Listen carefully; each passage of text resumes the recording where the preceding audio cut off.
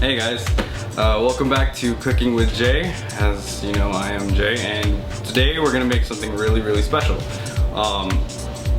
I'm actually not gonna make any of it though. I know I usually joke about that kind of stuff. You know, I'm gonna make something special and then I, don't really do it. But someone else is gonna be helping you this week, and I'd like to introduce him. So this is my brother Rico, and he's gonna pretty much handle everything for this video. And I hope you guys enjoy it. But I'm gonna bounce. Hey gang, thanks for tuning in to Cooking with Rico. So we had a request from some of the viewers to make something different. So what we're gonna do today, I'm not even gonna tell you what it is because it's kind of complicated. So I'll just go over the steps. Alright, so first step in this process is you need a pitcher to hold one of the key ingredients to what we're making today. So that's the first tool in this process. The next one is you need a small pot. Obviously cleaner is better, but use what you got. And for safety, you just want to make sure that you have some kind of heat handling device. In this particular case, we're going to use a pot holder. Alright gang, so first step in this process, you take your pitcher, make sure that you have a solid grip. You don't want to spill any of the precious content. So you take a good hold of it, pop the top or whatever, whatever pitcher you may have, however you open it, go ahead and open it up. Place it in the sink carefully, just to make sure that you don't spill any water anywhere else. So you go ahead and fill it up, and you fill up the pitcher to the amount that you want to go ahead and use. So right now we'll just stop it at a third, just for time's sake. Take that, put the lid back on, just the way you got it. And that's the completion of the first step. Alright, so the next step in this process is you're going to take the pitcher, open up whatever spout that you may have.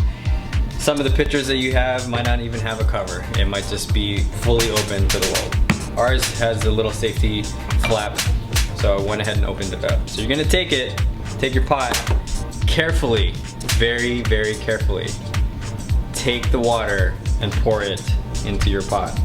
And just pour in as much as you're going to use. So we're only going to fill this to about halfway.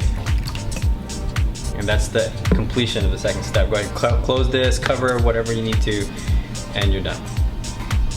Alright guys, so the third step in this really complicated process, I know, stay with me. I know some of you are like scratching your head, you're like, what is going on? But stay with me, you'll see the final product and you'll be like, alright, I can do this on my own. So what you're gonna do is you're gonna take the pot that you filled about halfway with that water, carefully, very carefully, you don't wanna drop this on your foot or spill it. You're gonna take it over to the stove and put it on your burner. Some of your burners might be electric, some might be gas. It doesn't really matter. Just as long as it produces some kind of heat, you're good to go. You just want to make sure that the handle isn't over the edge just like that, just for safety's sake. If you have little kids running around, you might have some people that really aren't too sharp. They're as sharp as some marbles. So you just want to make sure that you turn the handle inward for safety. And that completes your third step. So now you have your pot on your oven. Gas, electric, doesn't really matter. You have your handle inward for safety. Now the next crucial step. Without this step, you're done. You can't complete your dish. So what you're gonna do is make sure that you know which burner you're using. What we're using today is the front right burner. So I'm going to go to the control panel and make sure that I'm using the front and this is the right side, and turn it from off to high. You'll notice on some of these, if it's electric, that a light comes on, it says surface unit. It just lets you know that that burner is activated and that you're good to go. Now you're cooking with fire, or in this case, electric or electricity. Now it's coming to a rolling boil. This is what you want. Be very careful of the coils if you have an electric oven.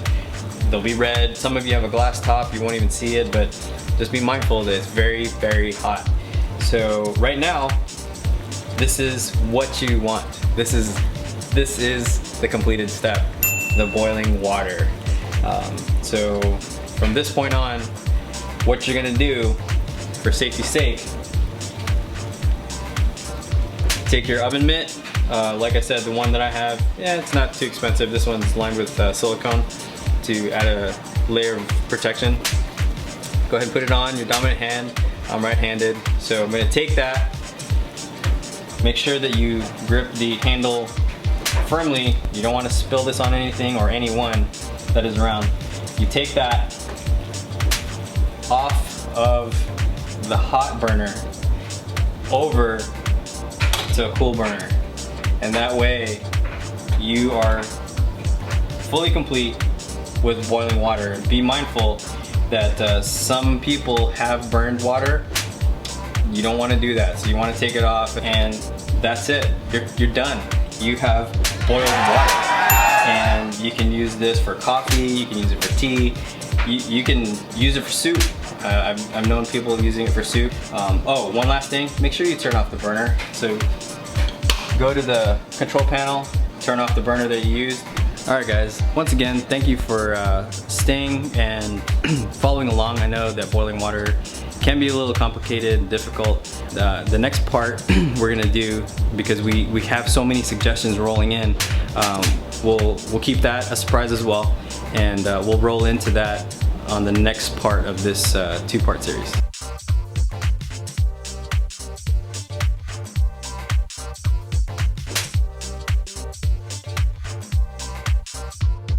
Hey gang, you're tuning in with Cooking with Rico.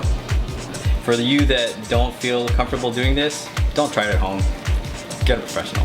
You can call 1-800 water boilers and they'll come out.